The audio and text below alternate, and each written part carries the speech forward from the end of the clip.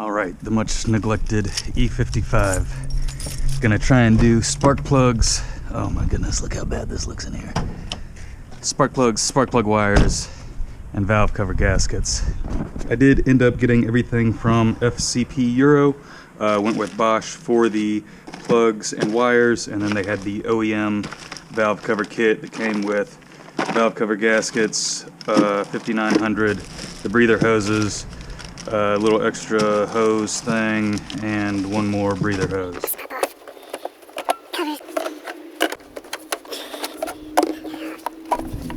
I did let it idle for a couple minutes just to warm up, hopefully so the spark plugs are easier to get out. All right, I think there's a special tool to take these off, but we're gonna try and just do this. What we'll do is use a little compressed air to blow out around the spark plug, because I'm sure there's some gunk in there. And it should be just as easy.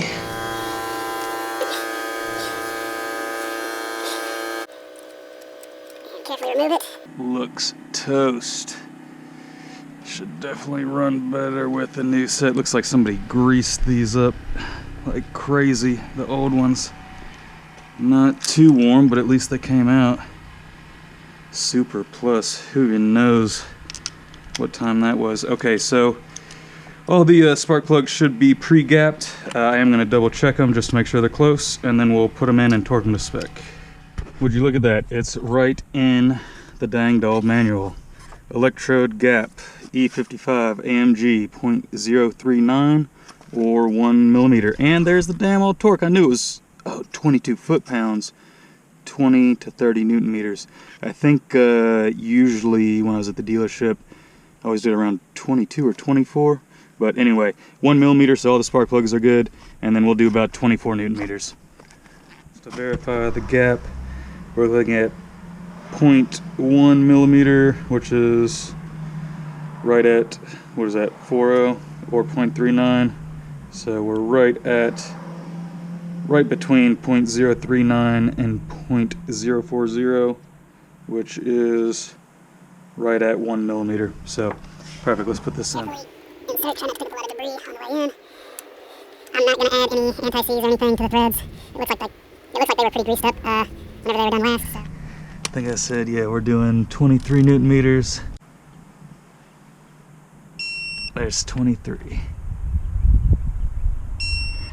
All right, one down, 15 to go. I'm gonna go ahead and knock these out, and we'll come back and do the wires one at a time. All right, let's see if I can get this. It does show A and B for the coil, where the wire connects to the coil, and then it does give the length in the letter. So G is a length and L is a length. And on the OEM Mercedes coils, you can barely see an L at the top right there. You can see a G on this one. Do a quick tip here on removing the spark plug wires from the spark plugs. I'm actually using hose pliers, and I'm just grabbing like this, 2 points of the hose pliers, grabbing the edge of the spark plug wire, boot, whatever, the aluminum casing, giving it a couple wiggles, and then I just bop it on the valve cover as a little bit of leverage to pop it off. And it seems they come off fairly easily, like that.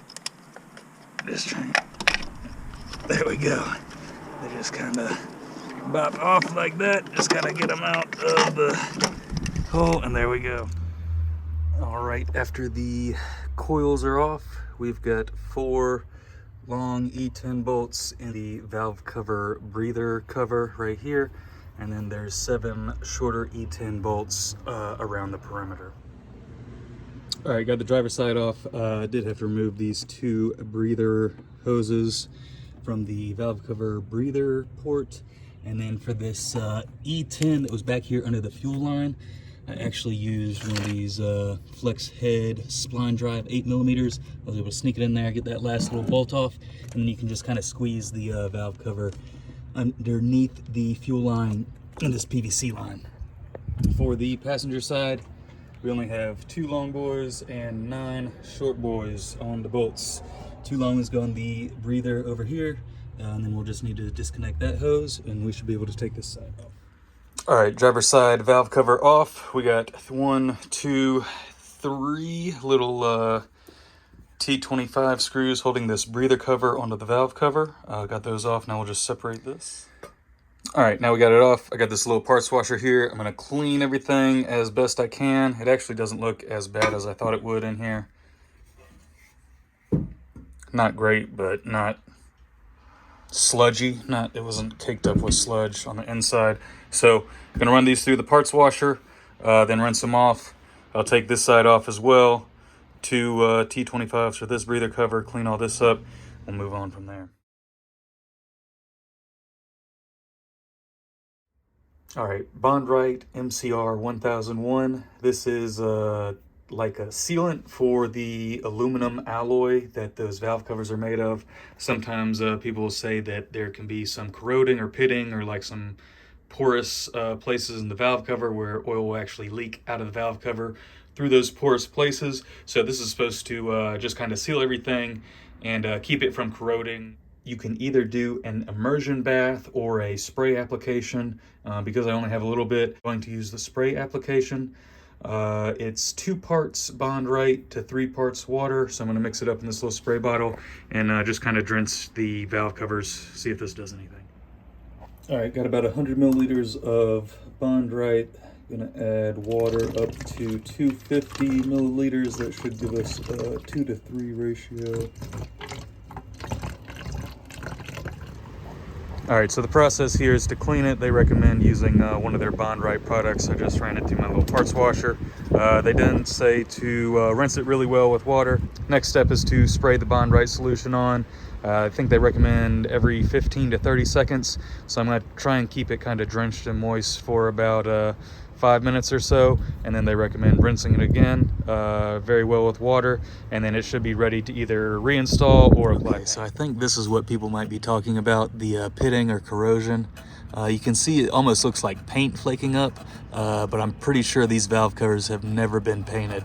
So I think that's what this Bondrite is supposed to do, is kind of seal the alloy just so it doesn't develop this corrosion or pitting or flaking. We got a little bit over here as well. All right, been spraying them, soaking them for about 15, 20, 30 minutes or so. Just gonna get the pressure washer, wash them all off, and then I might put a little bit of primer and paint on them, we'll see. Right here is another pretty good example of the pitting and corrosion. You can see right there on that bend, the metal's just kind of blistering away.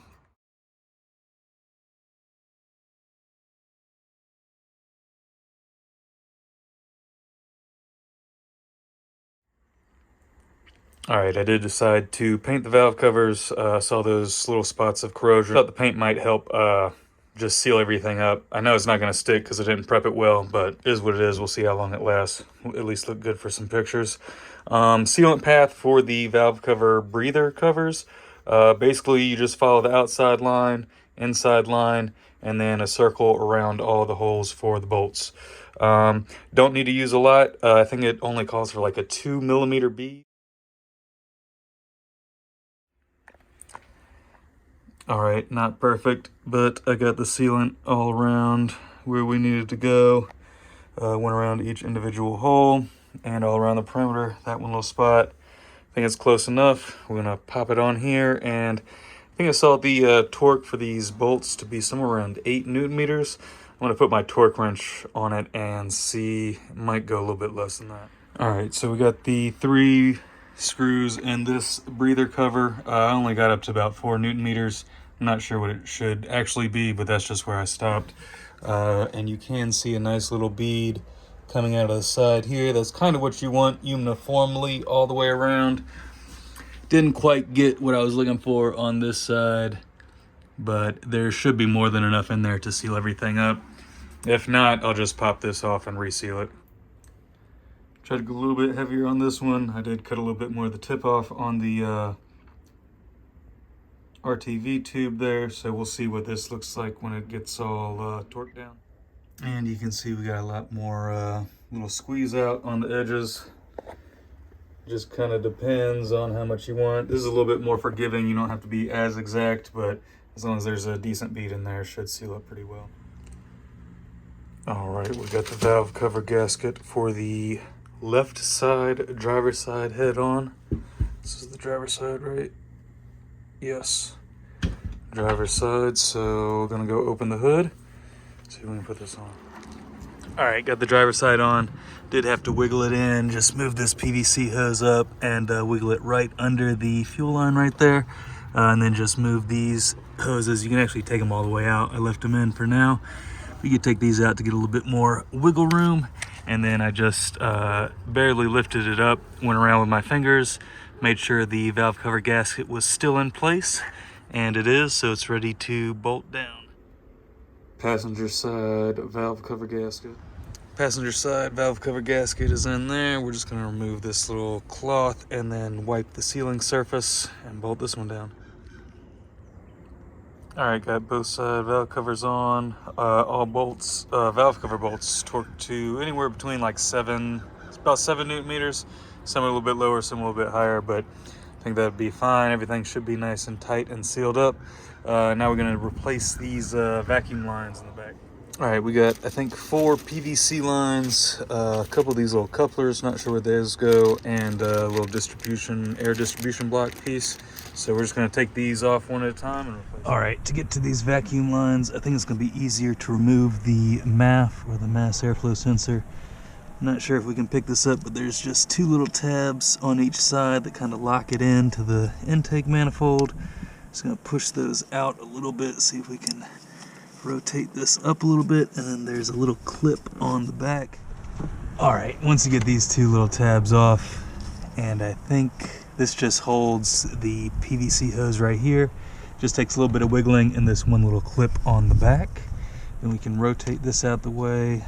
Got a little paper towel in there just to keep things safe. And hopefully I can just pop this guy off. Ow. Right there, right? Doesn't go like that. No, it only goes one way. Just make sure we remember which way it goes. That goes like that. This goes like that. And then... There we go. Now this, there we go, should slide right out. It is a little hard and brittle. That. And this was the bottom side, right? So we're just gonna feed this back down in here like that. And it should go on there and go on here.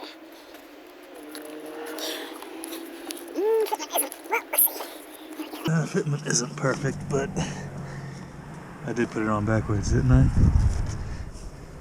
I think it does. It goes like this. Might have been in the wrong way to begin with. I don't know. Right angle right there to get away from the fuel line. So that's what I'm gonna go with. This long goofy one comes all the way back up here into here. So this pops out. Looks like it just goes right in there. So it should just pop right off, right? Pops right off. Cool. This should just slide right out, maybe. Oh, it's a 2-piece hose. Okay, cool. So we'll pop this out. We'll probably go ahead and put the little couple pieces in here first. Tight fit. Okay. Okay, so now we should be able to pop this little guy right back. Get your hands on there. Okay. Of course, not everything nice and smooth. You can't get this shit back in. Little universal lubricant. I guess that's good enough, right? Can I go ahead and put this one on? It does go in between that little connector thing. Did this just go around here like this, or did it go through? That's a great question. I don't remember which way this went. Did it go under anything? I feel like if it went under, it wouldn't fit, so let's just see if we can get that guy on there. That looks right. I don't know. Does it look right? Who knows? Okay. Now we got long guy. So long guy goes like this. But it goes under there somehow, and somehow this thing is still... which way did it go? Like this. This guy goes right here. Okay. Not my car, right? So then this... Hey, look, little square, little square. Little square, little square. Where is this? How am I going to sneak this shit back through here? Did this go above the fuel line? I feel like it did. It would have to. It would have to. I'm gonna need some to help me with that. Okay, look, and then it fits right in there, goes under that guy. And then, yes. I'm gonna need a little extra help on these. Slightly smaller little hose, little clamp thing, so we get this guy right there. And then, hopefully without breaking anything, yeah, I'm definitely gonna break something while doing it like this. Oh, look at those little triangles pointing towards each other. That is a beautiful sight. All right, all the breather hoses and the little couplers and the little connection port have been replaced. All the wires are labeled with a letter, and that is also stamped on the valve cover next to each spark plug, so you know exactly where each one goes. So what I'm going to do is just do these one at a time, taking both wires off. Going to gently clean the coil because some of them are caked up with oil pretty bad, so just going to do a light cleaning. Don't want to soak them too much, and then replace them with the correct letter wire, and then install them back on the valve cover. All right, got all the coil packs back on. Just followed them one at a time. Everything's labeled right on the valve cover, so if you just follow that, it should be good to go. Let me just pop this glove off, and we will do a quick little test start and see if it explodes.